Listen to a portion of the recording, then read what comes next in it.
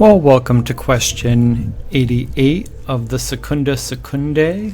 The topic for this lecture is vows, and I am Dr. Thibault.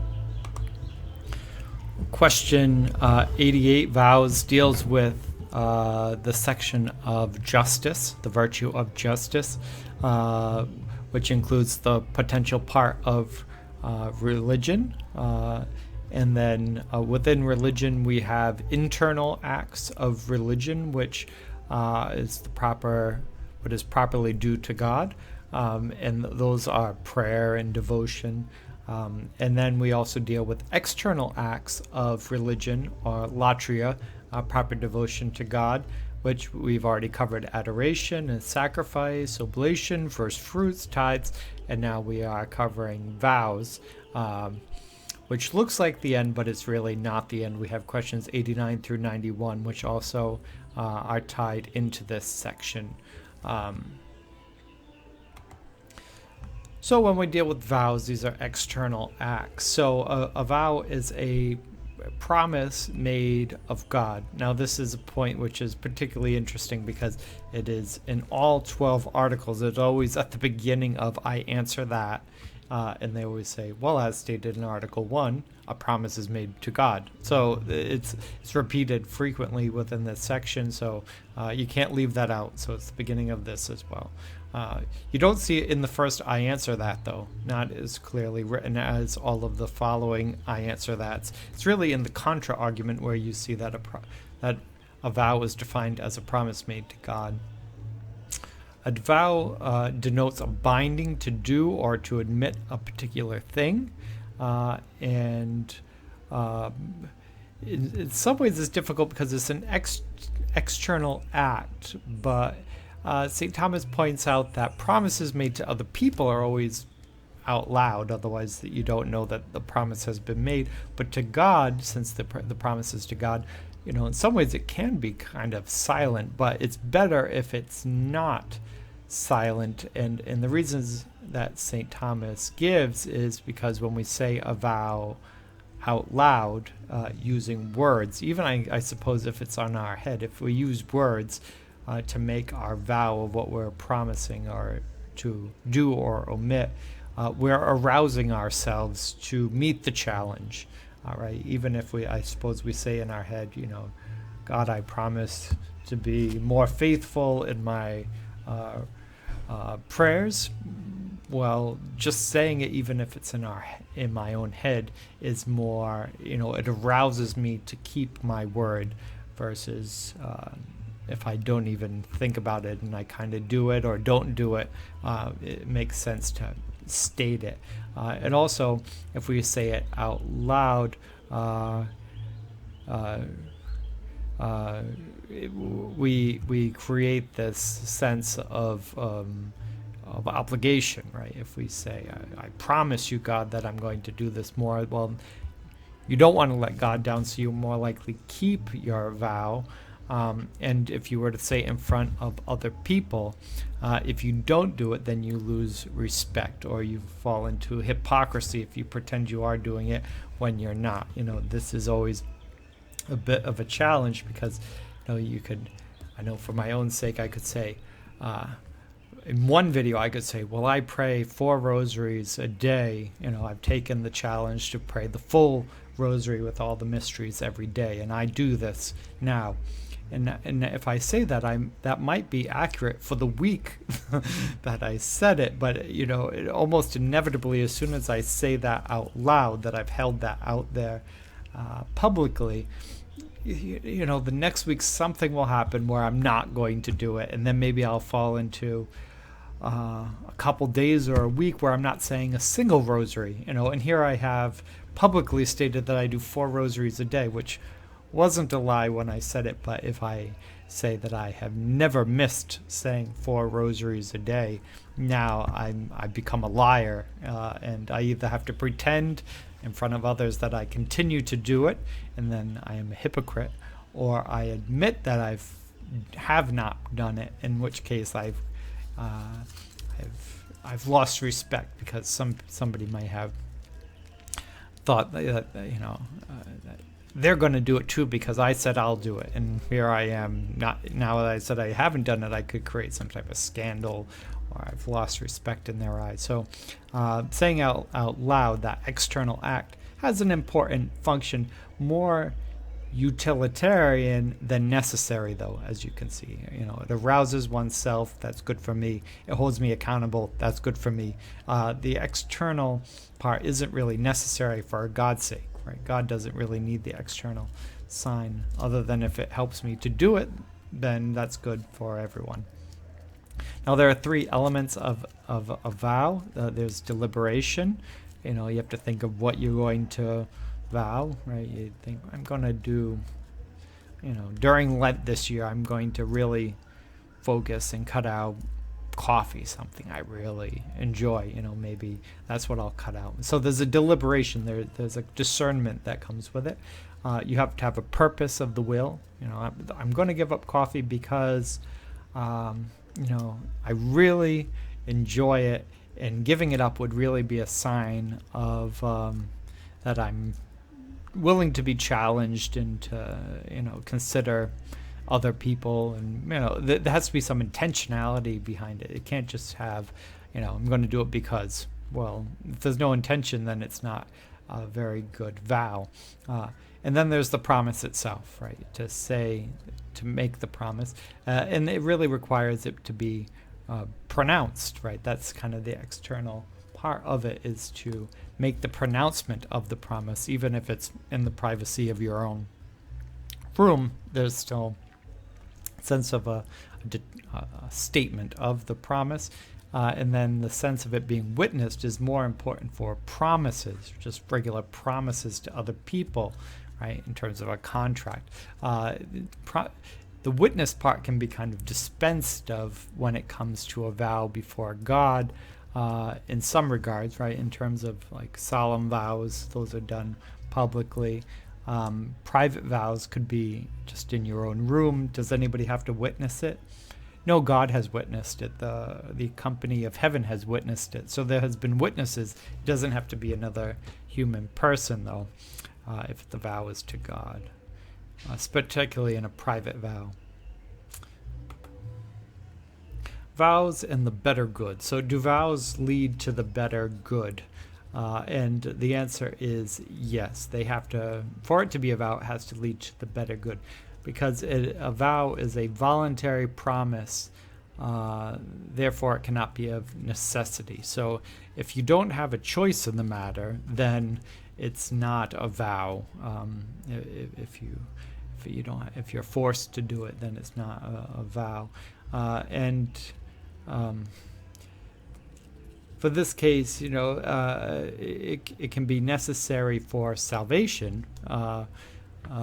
That's okay, right? And an example of that would be a baptismal vow. So if one makes a baptismal vow as an adult, if you do as a baby, you have your godparents making the vows on your behalf. But if you make the baptismal vows as an adult, the vow that you make is to renounce the devil and to keep the faith of Christ. So that is necessary, two features which are necessary for salvation, but they are also vows.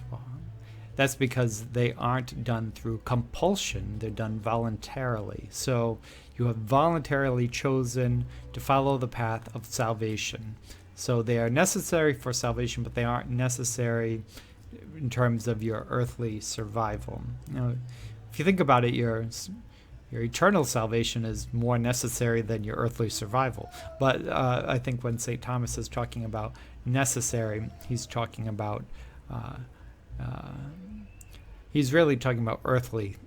Somebody through compulsion. They have a sword to your neck, in to some regard, versus voluntarily doing it. So if you're voluntarily doing it, then you're doing it for the better good, right? Therefore, you're not forced to do it. You're doing it because it's better. It's better, not because it's necessary. And a vow also must be something which is acceptable. So if you can't vow, I vow to get revenge on my enemy, I will destroy them. Well, if you promise to God to destroy your enemy, well, you're not held to that vow because that vow would be an unacceptable vow. Right? We have a God who asks us to love our enemies and to forgive. Therefore, God does not want you to get revenge. So, therefore, God would not hold you to a vow of revenge. You should repent of that, even making that statement, and not get revenge. That would be the appropriate thing. Another vow that would be not acceptable. This is kind of a famous example in Judges. Atheists often use it. If they know the Bible at all, they might use this as an example. So, somebody makes a vow like, "Whoever shall first come forth out of the door of my house, I shall meet and shall meet me when I return in peace. The same I will offer in holocaust to the Lord." Now, this is a vow that God did not ask anyone to make, but was made, right? So, if a person makes a vow like that, I'm going to sacrifice, put to death the next being that walks out my house, and it turns out your daughter walks out the door. Well, should you sacrifice your daughter to God? You vowed it. Well, people are not a proper animal of sacrifice, right? Even in the Old Testament, if we look at the code, the code of the temple, the Levitical code, there are certain animals which are clean animals, which are intended for salvation. A bull or a dove, there are clean animals which you can sacrifice. Human beings are not on that list of clean animals, right? A donkey is not on that list of clean animals. Therefore, if a donkey were to walk out, then that is an unclean animal. If a dog or a cat were to walk out the door, that is not a clean animal. Therefore, it would not be the proper animal for sacrifice. Therefore, you shouldn't make that statement to begin with. Therefore, you shouldn't uphold it. Particularly your own daughter. Well, your daughter is not a proper animal for sacrifice in the temple through the Old Testament law. If that's true of the Old Testament law, it's also true of the New Covenant as well, right? You can't make vows to things which God has not permitted you to vow about. St. Thomas also worries about the mortification of the body for the wrong purpose. So long vigils, like the Carthusians do, or fasting, things which are typically good. Vigils and fasting are good. But under the direction of your superior, under the direction of your spiritual director, your confessor, you can do difficult things, but under the authority of under the direction of your valid spiritual authority. To just mortify the body for its own sake, that doesn't lead to the better good, is not a beneficial thing. So, if one were to do some type of mortification with a spiritual director, the purpose would be to curb concupiscence, right? To curb inordinate desires. So if that's the purpose, well, then that's a fine purpose, and it would be approved of by your superiors. You don't take that upon yourself, and you don't do it for the sake of doing it, for the sake of being tough, for example. If you do that, it's not a vow, right? It's just an action, but it's not a vow. It's not leading to any type of spiritual merit of any kind, and it's not moving towards as this is religion, right? And what is religion? It's an attempt to give greater reverence to God. So if you're mortifying your body and it's not to give reverence to God, why are you doing it, right? It's not properly religion at that point. Sadomasochism, for example. Now, are vows binding? Well, yes. Article 2.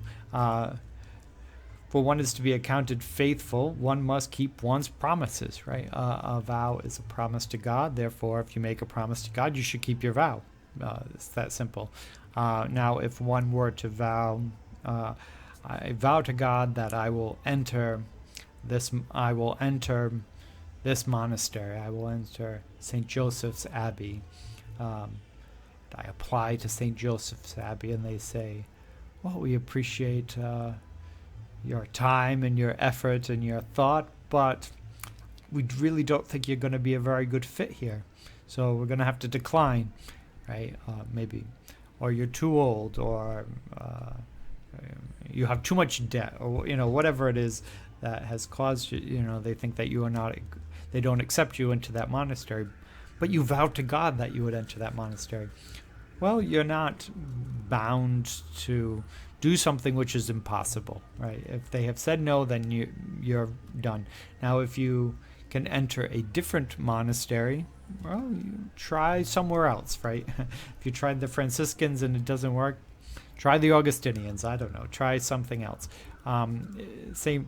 Thomas does point out, if you picked a place because of its geography or its charism, there's something special about that place, so your vow was to, really something very specific. Like it was St. Joseph's Abbey or nothing. Well, then you're free, right? If that was really your intentions. If your intention was really to join religious life and your first attempt was St. Joseph's, then try somewhere else. But if your vow was really St. Joseph's or nothing, well, then vows are voluntary, right? And you're not required to do more than you vowed to do. So if you attempted it, what you vowed, and it has, and you can't do it, well, that's it. That you've made your vow. In some sense, there's merit to what you attempted, unless you have caused. If you were the cause of not entering, well, then that's back on you. But as long as it was somebody else's decision, then it's not your fault.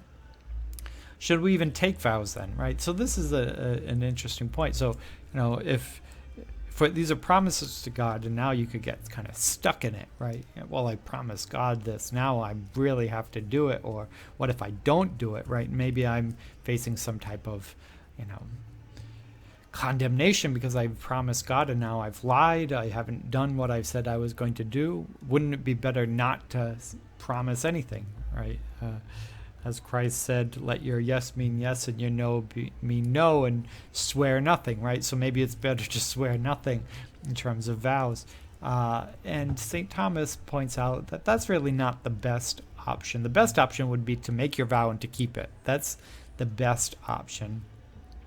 But there is an advantage of vowing things. And he says, when we make a promise to God, it is not for his, but for our own profit, right? So we don't vow things to God because God needs our vows.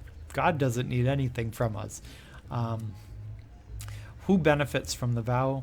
We benefit from the vow. So it'd be better to do things which could benefit us. So therefore the vow would be good, beneficial. St. Augustine has some great lines on this. He said, it is kind and not needy exactor, for he does not grow rich on our payments, but makes those who pay him grow rich in him. That's a great Augustinian line. So God doesn't need anything from us. So what's the point of paying this to God? And this is really true of everything that we've covered to this point in the external acts of religion and even internal acts of religion. What is good as oblations? What does God need with oblations? What does God need with first fruits? What does God need with sacrifices and adoration? Nothing. God doesn't. But when we pay it forward, when we pay it to God, God blesses it and gives it back to us in a more pure and beautiful way. We grow rich in our giving to God. Because when we give to God as an act of faith and it's an act of love and hope. So by having faith, hope, and love and giving to God, we are trusting, out of the love to give it to God, and God gives it back to us with blessing and abundance. Therefore, there's benefit in giving to God, right? There's an actual benefit from giving God, because when you give, you receive. Happy is the necessity that compels us to do a better thing, right? There's sometimes things within our lives which compels us to seek something better as well, to make certain vows to God. You're on this rocky airplane. God, if you get me through this airplane ride, I promise to be more faithful in prayer, right? I promise to go to confession. Well, sometimes these rocky things in life that lead us to necessity of prayer, sometimes compel us to do better things. These sometimes necessity compel. It's not necessary to make a vow, but it maybe inspire one to make a vow, which might lead one to a better life. And St. Thomas doesn't say this directly. This is more my own interpretation, but I really think what he's saying in this is it's better to vow and to fail than to never try. Again, that's not an exact quote, but wouldn't it be safer never to vow anything? Yes, it's safer, right? You never fail if you never try. But it's better, right? It's better to have that sense of an adventure, some sense of courage, some sense of, real magnanimity, make the vow, the vowing of, particularly in something like religious life, it's aiming at at excellence, right? It's easier just to aim at being good, but to aim for real excellence is really, what man has been made for. So, it is better to try and succeed in our vows, since it's a matter of free will and it's voluntary. Better to try and succeed, but it's better to try and fail than to never try anything, right? It's kind of a balancing act. You don't want to promise more than you think you can do, but it's also better to challenge yourself a bit more than to never try. And particularly because a lot of vows can be made rather privately. So it's not like you're constantly creating scandal, right? If you're constantly making public vows, you're constantly falling short, well, now you might be actually creating scandal. But if you're making private vows and you're trying your best, I promise to be, more faithful to the office. I promise to be more faithful to the rosary.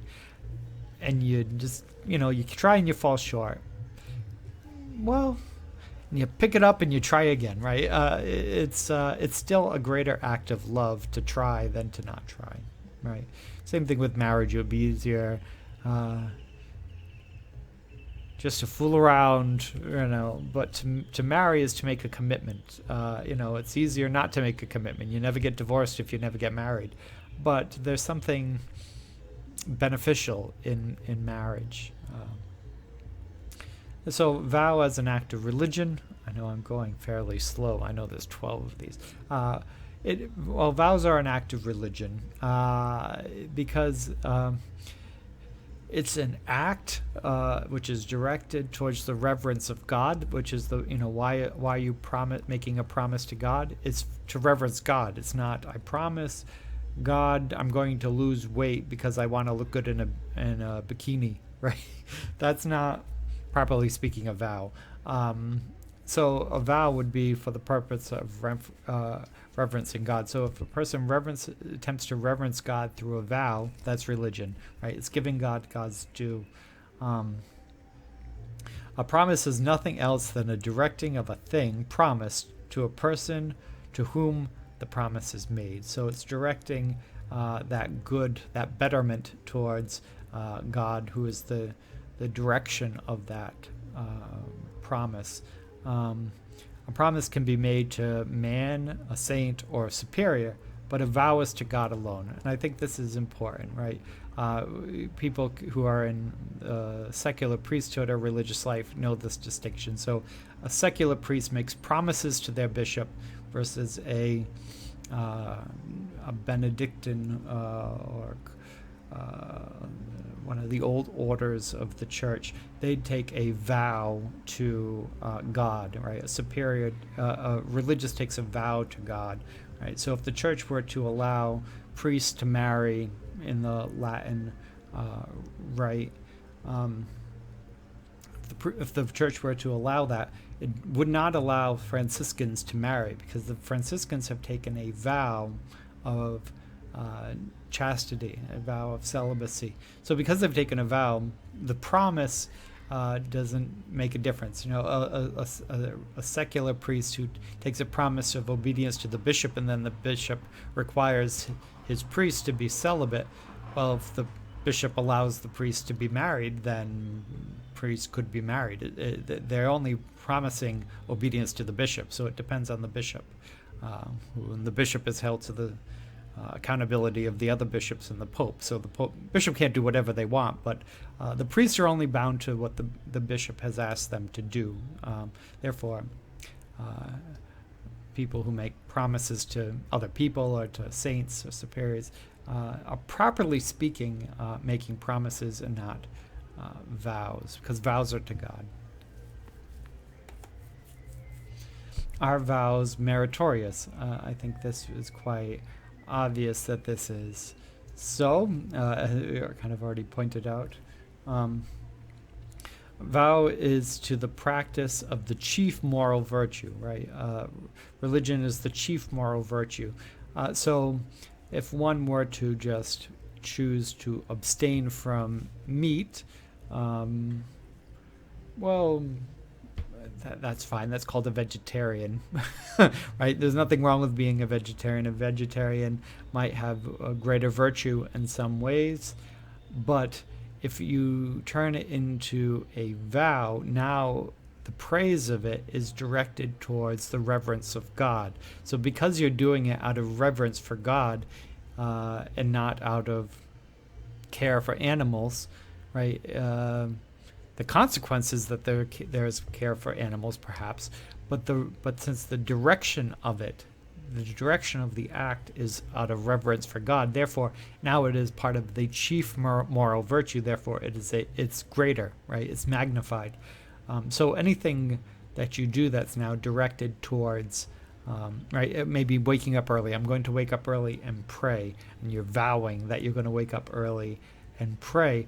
Well, if you're directing that towards God, that's different than waking up early to go to the gym, right? There's a difference. One is directed towards the health of your body, which is fine, and indirectly that can give honor to God. But if your focus is directly to God, that is greater than indirectly to God. Now, vowing and doing is greater subjection to God. So, if one simply were to do something that's good, well, that's good. But if you vow it, you are in some ways humbling yourself, right? When you make that vow, it's almost as if you are prostrate before God, saying, I promise this, right, of you, God, like a solemn vow, like a religious on the day of solemn profession, lying face first on the ground before the altar of God in subjection, right? So to subject oneself to God is greater than just simply doing it, right? So it's greater. St. Anselm pointed out that to give the tree and the fruit is better than giving the fruit alone. So the act of doing something good might be the fruit, but to give yourself and your good acts both to God is an act of consecration, right? It's an act of even better good. Now, a vow fixes the will on the good. It creates the perfection of the virtue, right? So by making a vow, you are willing something, right? You are directing your will. By just promising it, you have set the direction you are heading in. Now, just because you set the direction doesn't mean you're going to do it, but there is an act of the will in the setting of the direction, which is good, which leads to the perfection of the virtue, right? Somebody can accidentally do something good. Not as much virtue in that. But to set your mind to the good and then to do the good is the perfection of virtue. Now, how about solemn vows? These are the things religious take. There's other types of solemn vows. So St. Thomas points out the solemnization. I should really not have said solemn vows. It should be the solemnization of vows. Are really a sense of complete abandonment. So when people have entered into marital vows, for example, both people lay down their life and their bodies, the power over their bodies, to the other, right? The husband gives themselves completely over to the wife completely gives herself over to her husband, allowing God to come in that and then bless that complete abandonment is solemnization of that vow. Baptism as well, right? By rejecting the devil and committing yourself to a life of Christ, you go down into the waters, die in the waters of the Jordan. Your sin drowns, your life drowns, and then when you are brought up from the waters of baptism, you are reborn into a new life. There was a death in that baptism of the world, and life now in the Spirit. So there's an abandonment, and God solemnizes those baptism vows. Holy orders, the priest lies down, before the altar, and devotes himself entirely to the ministry of the church. Right. So the complete abandonment of himself. And religious vows is also a person abandons the world and professes a certain rule. It's an embrace of the perfection of the spiritual life. One lies down again. Often they pull a pall over the person. They ring the bells of the funeral bells, and the person receives a new name, because the former person has died and they've been reborn into religious life. Therefore, there's a solemnization of those vows. Solemn vows, the solemnization regards God is accompanied with some type of consecration. There's a consecration there. Now, there are simple vows which are not solemnized in this same way. Right? If I'm in my house and I say to God, I promise I'm going to be more faithful to praying the divine office. Well, that's not a complete abandonment of myself, the way that taking religious vows is a complete abandonment. Right? When you get married, you are completely abandoning your own will for the sake of your spouse. That's different than I promise to pray the rosary more. Well, what is that? 15 minutes more out of my day. Right? Abandoning 15 minutes of my day is not the same as abandoning my entire life and all of my own goals and desires and comforts. It's not a complete abandonment of the 15 minutes to pray the rosary. Public vows are also not always solemn, right? I could stand in front of the whole church community and make a speech about what I'm going to do. It might be more public, it doesn't make it solemn, right? It's the subject matter that makes something solemn. It's the intention.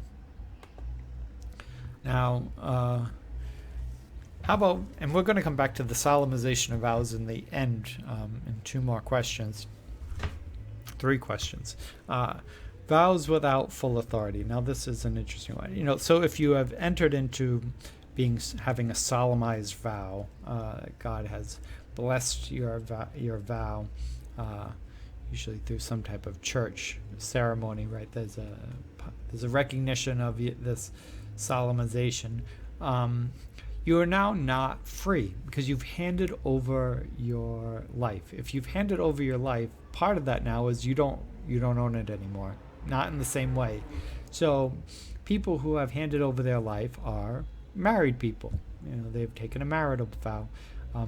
Children also don't control their own lives. They are under the authority of their parents. Religious don't have authority over their own lives anymore because they have vowed obedience to their superiors. So therefore, they aren't free to make future vows because they have now abandoned their freedom in that regard.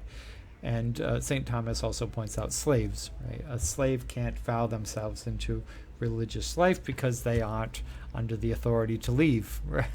And I've covered slavery a number of times, so I won't go into all of the details on slavery again.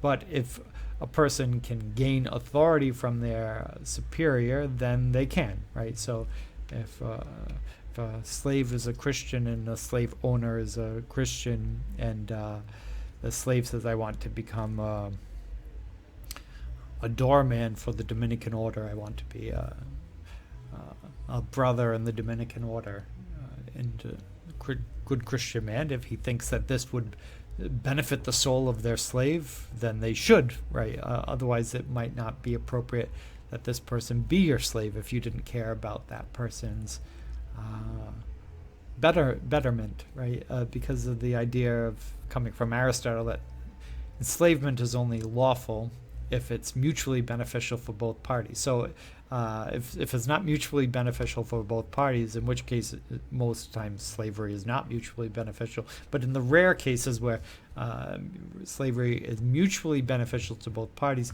if a person were to benefit from being a Dominican rather than your slave, then you should allow that person to do that. But that really falls under the authority issue.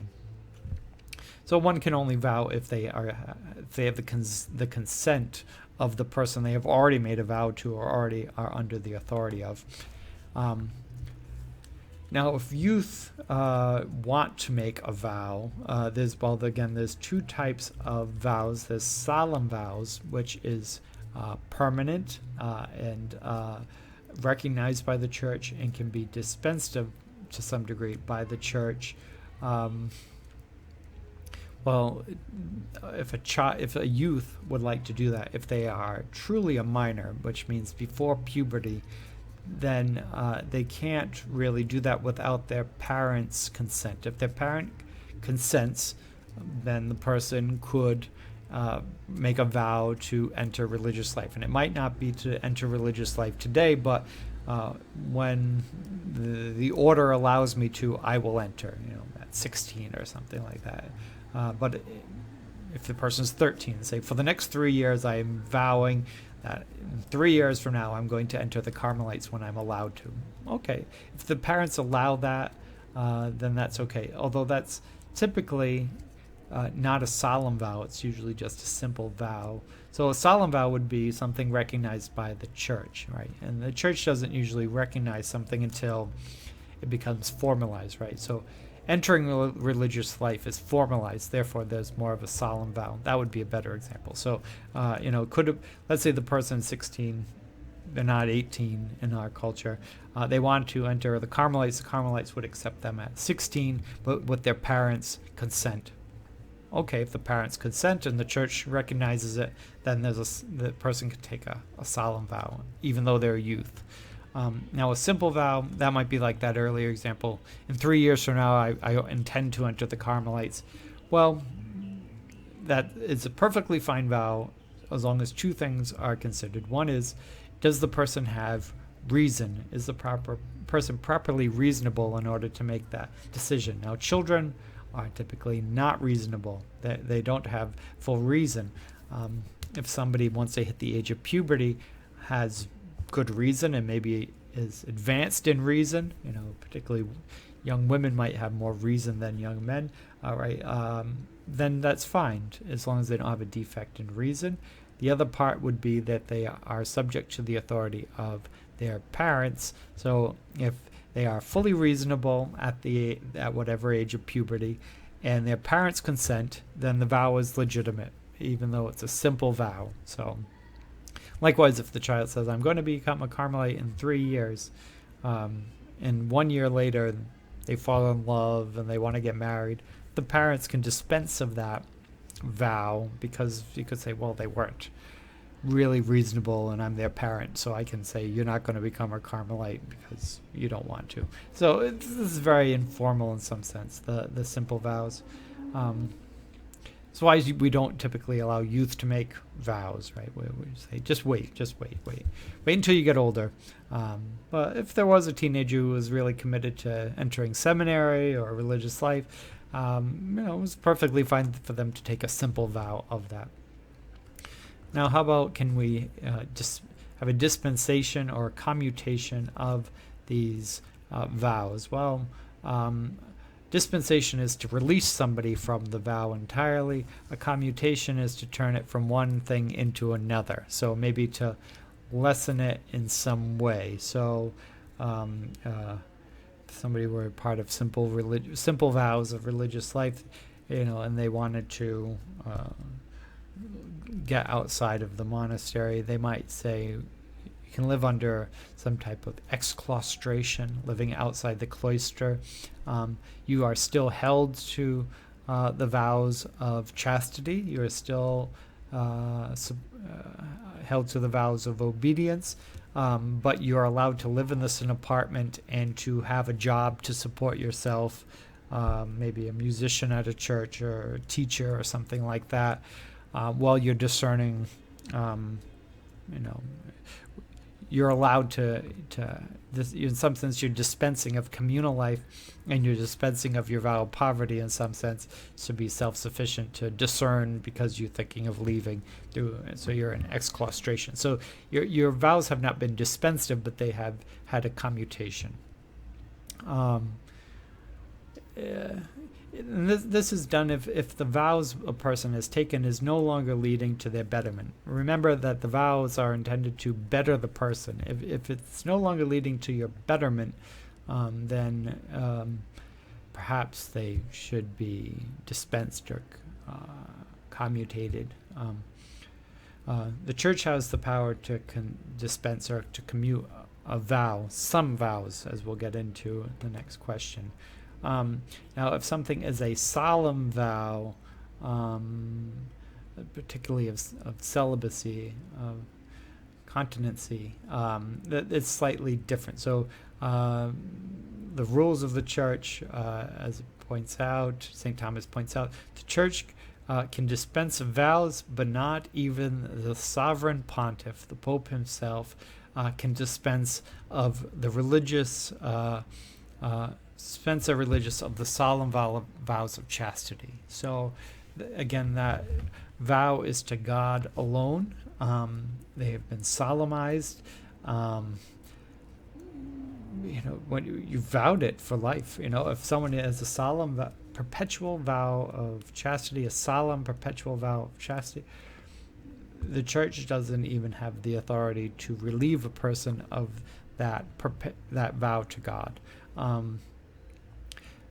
St. Thomas points out, if a secular priest wants to leave the priesthood, they are always a priest, right? That solemn vow of holy orders remains, right? Once a priest, always a priest, of Melchizedek of old.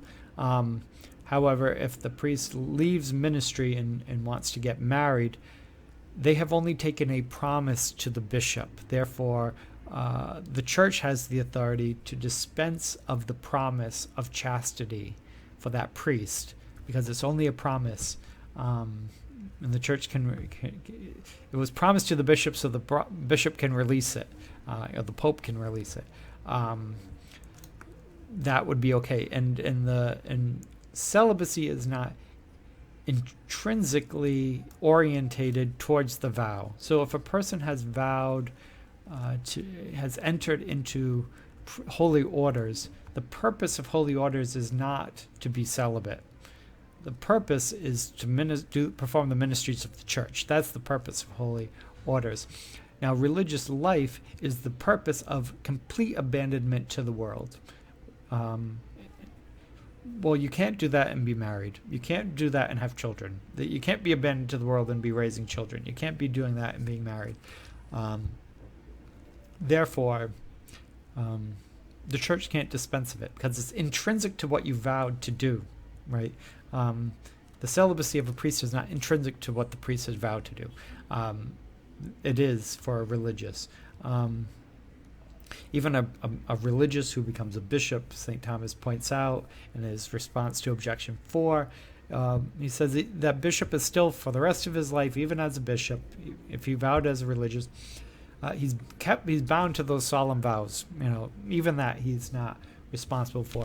Now, how can a bishop be obedient to his superior, who's a priest? Well, the obedience remains out there. It's just that bishop doesn't have a religious superior. It's like if your bishop dies and you're a priest, your promise of obedience to your bishop and his legitimate successor does not disappear in the interim of the ordination of a new bishop, right? everything remains intact. It's just, in some sense, suspended until there's a new valid authority. So in some sense, the same thing for a bishop, right? A bishop still must be chaste in terms of poverty.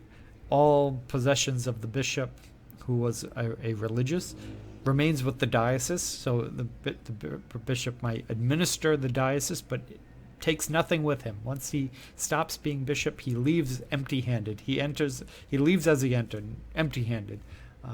And then in terms of obedience, the obedience remains as just there's no person who stands in the place of that authority other than the pontiff. Now, how about dispensation from regular vows? A proper authority can dispense of regular vows. Again, not solemn vows. Solemn vows are to God alone. Not even the church can dispense of those solemn vows. But it's why a lot of religious communities today, particularly the communities of the previous 800 years, have, I know that's a long time, but the previous 800 years have often chosen not to have solemn vows. They have simple vows. So in a community like the Congregation of Holy Cross, which was created around the time following the French Revolution, their priests have simple vows. And this is true for almost all congregations, anything that's not an order, right? The oldest orders of the church. They have simple vows. So when you enter, you're allowed to, in some sense, keep your property. You can't spend it on whatever you want, but often what happens, maybe this is too much detail for some people, it ends up getting put into accounts, and you have it, but you can't touch it. If you were to ever leave, you can take it with you, which is fair enough. If you want to use it to help pay for your niece or nephew's college education, you could ask your superior, and your superior might allow you to do that. Or if you wanted to give some of the money to the missions of your community, that would be encouraged as well, or something like that. But it's simple. You don't. The poverty is not complete. It's not the same as solemn poverty. Chastity is still chastity. But in obedience, in some sense, is still obedience. But if you ever wanted to leave the community, it's not a solemn vow. It's a simple vow. Therefore, if you can get dispensation from your community and signed off by the Holy See, you could leave your community, and you're no longer held to that vow of chastity. However, if you are part of one of these older orders, you're, according to St. Thomas, bound, right? You're bound to it. So the sovereign pontiff holds the place of Christ throughout the whole church. He exercises absolute power over dispensing of all vows that admit of dispensation. Again, a solemn vow of chastity cannot be dispensed, not even by the supreme pontiff, according to St. Thomas. So in conclusion, vows are promises to God, something St. Thomas has made very clear. Vows are an act of religion and latria, right? They're a form of reverence to God. Vows are voluntary, and they don't need to be made. Nobody has to take any vows. But if you make it, then you should keep it, which is somewhat obvious. Vows lead to one's betterment, which is why one would want to make those vows, right? They're directed to God, but God uses vows as a way to deepen our spiritual lives and to bring us to where God wants us to be. So in some ways, our giving is in some sense receiving. Vows are directed towards the proper worship of God. It is part of the virtue of justice. Therefore, it's part of giving God what is due. It's part of reverence.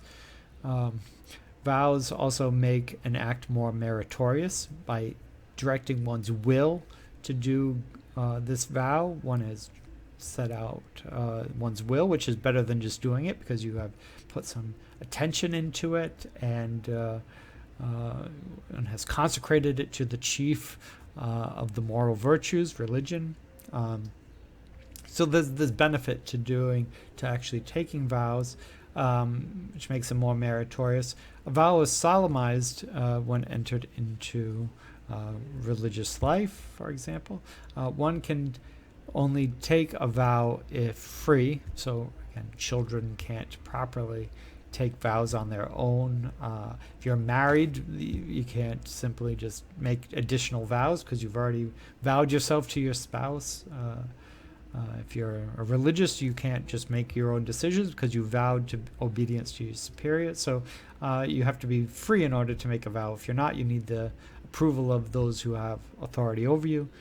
Children can take a vow if they are given these consents from their parents. A simple vow can be dispensed or commuted, right? The church is the proper authority for doing that, or one's valid authority. Solemn vows cannot be dispensed, not even by the Pope himself, and a superior is required to dispense of a vow, a simple vow.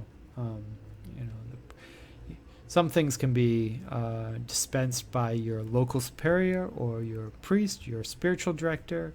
Some things can only be dispensed of by the Pope himself, but there always is somebody who can dispense of your vow, so long as it is not a solemn vow. So that's all we have for today. Next topic is oaths, which is also a long section.